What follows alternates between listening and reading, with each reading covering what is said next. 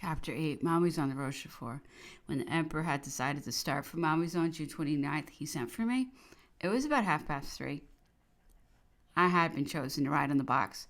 He had asked me whether his carriage was furnished with everything that he could need. When I replied in the affirmative, he commanded me to have it brought to a little door, which he indicated. This door was in the right wing of the chateau, facing the walk which leads to the high road to Saint-Germain.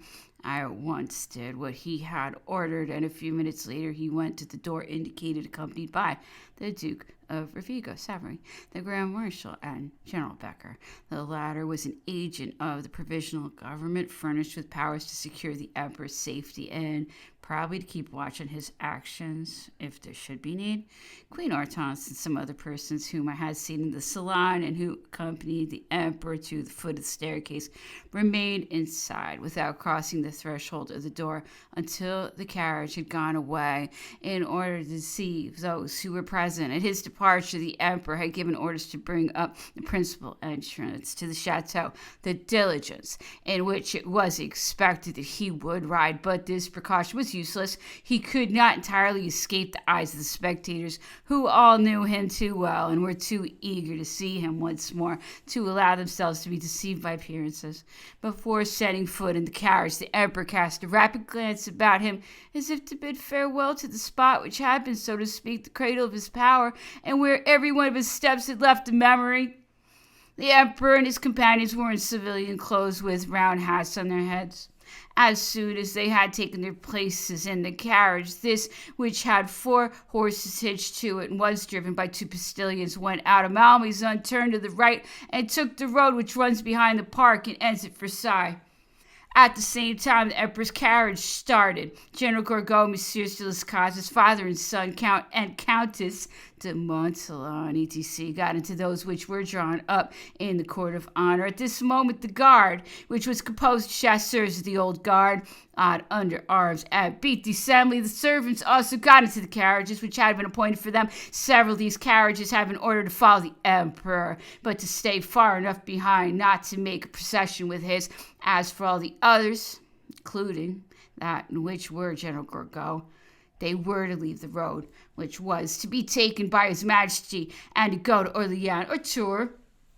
Having left Malmaison and having reached the side road, we had to go up a hill, which was somewhat long and steep. We were going at a walk. Amandrew, who was acting as courier, was near the carriage. The Emperor, seeing that he had a hunting knife with an eagle's head and thinking that this might cause him to recognize, ordered me to tell him to put it in the carriage. Amandrew was irritated at the order and showed ill temper when he gave me the knife. As soon as we had reached the top of the hill, he left us and went ahead as if to prepare the relays. In order to reach Saint-Cyr, we entered the large park of Versailles by the Saint-Antoine gate and took the paved road which runs along the Trianon and passes before the royal gate. When we reached Cognier and stopped before the post, we were surprised not to find the horses ready. "Where is Amandrew?" the Emperor asked me. "Sire, I do not know," I replied. "I do not see him."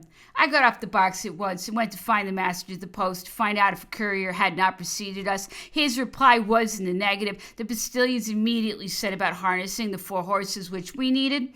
After waiting about a quarter of an hour, we went on. We thought that instead of going to Cognier, Amandrew had gone to Versailles, where he probably found that he needed to go, but that we should see him at the next relay. The Emperor, in order not to have it suspected who he was, had thought that he only ought to pay the postilions simply as a well-to-do private person would do, but those who had been driving him knew him too well to be deceived, and it is to be presumed that at each relay, the first ones especially, the postilions did not fail to inform those who took their places who was the important person who was in the carriage. When we arrived at the gate of the park around Villiers, the Emperor had it open and we went to the chateau. The sun had disappeared from the horizon. The porter or servant below belonging to the chateau opened the gate of the chateau and then hastened to go and open the doors of the apartments.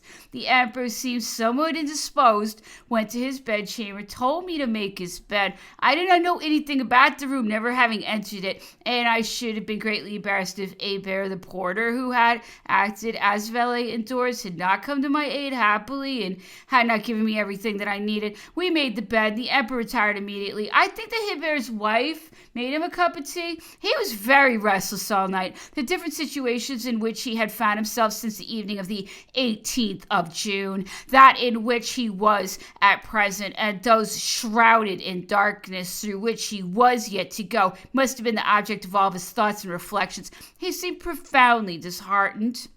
With day, calmness came back to him. Feeling better, he had himself dressed and ate a bowl of soup, which had been prepared for him.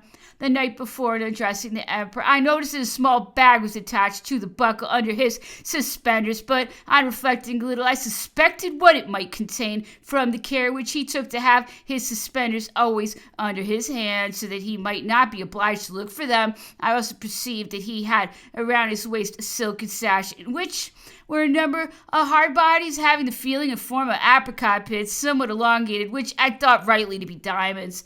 In the morning, when the carriage came up to the steps, I looked everywhere for Amadou, but as I did not see him, there was no longer any doubt that he had abandoned the emperor. I never was able to understand what could have induced him to act in this way, for he had always served his majesty well, and had shown himself full of devotion. This behavior of Amadou might have had very unpleasant consequences at Coignier, a place so near Versailles, and might have endangered the emperor's safety and even his life, since we had to wait a good quarter of an hour while the horses were being hitched up. It seemed to me that when he left us, his head was a little heated by certain glasses of wine or liquor. Santini acted as courier, but I confess that I never saw him afoot or on horseback at any posting house from Montpellier to Rochefort.